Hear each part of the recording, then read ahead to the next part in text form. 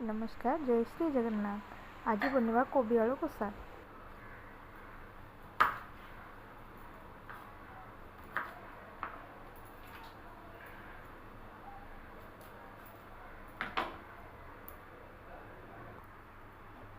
कोबी आलू को ये काटिकी आम रखी कोबी आलू कषा करमी जेहेतु तो काटिकी आग रखीदेली ताकि लुण पकई कहीं कोबी काले पोक पोक तो नाला कि लुण पकई रखीदे भल। हल्दी आ लुण ये कड़ाई के आम गरम करवा गरम करके सोरिष तेल पकड़ा देहपाई भी सोरिष तेलटा भल रिफाइन ठारू तो सोरिष तेल यूज करा ही भल।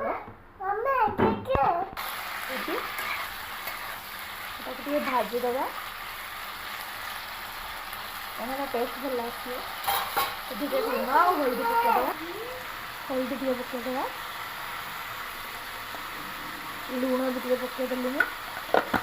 भलसे भाजीदे तो भल भाव भाजिकी तो कभर करदे आम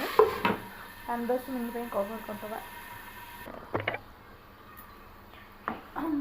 मसला रेडी कर आलू पियाज रसुण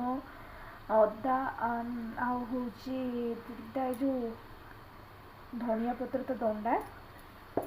एक पेसिदेमी भलसे कोबी आमर है कि नहीं देखा भाजी लाल पड़ो लाल पड़ला खोलदे कोबी आलू हो गला एवं आम काढ़ीदे तेल दबा मसला रेडी करने तेल पकईली तेजपत्र पकईली डालचीनी टिके पकईली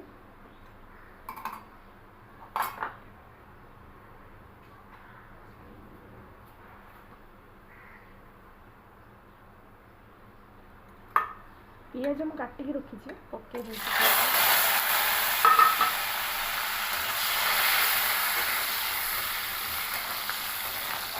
पियाज काटिकी रखी पकईदे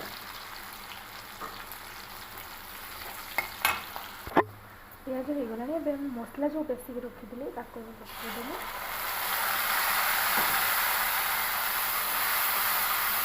मसला टे भलसे कषिदेवी कषिदे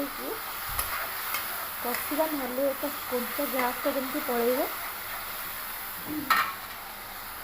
ये मो मसला रखी हल्दी लंका गुंड आ धनिया जीरा पाउडर तादेह मुझे पानी दे देगी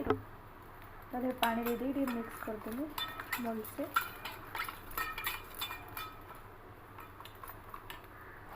मसला आम जो मसला को पानी देके रखी पकईदे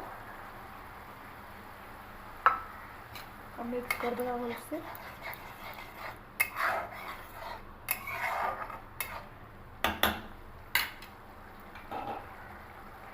घोड़ेदे कवर करदे भलसे 5-10 मिनट कवर करिया मसला में देखा कौन है प्राय मसला हो गला मसला प्राय हो गला दाना दाना मसला हो गला ये मैं टमाटो प्यूरी करके रखी टमाटो प्यूरी ताकू देदेवी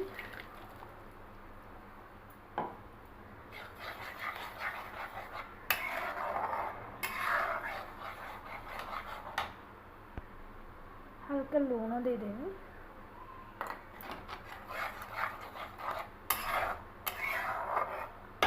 मिक्स करके आउ 10-5 मिनट माने कवर कर 5 मिनट हो गला मसला आमर रेडी मिक्स कर दिया भलसे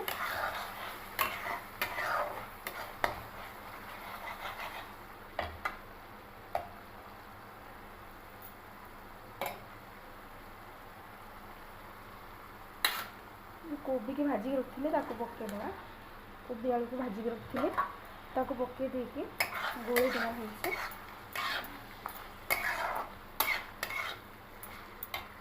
कषिया कवर करदे 5 मिनट कवर कर रखा भलसे कषिया आमर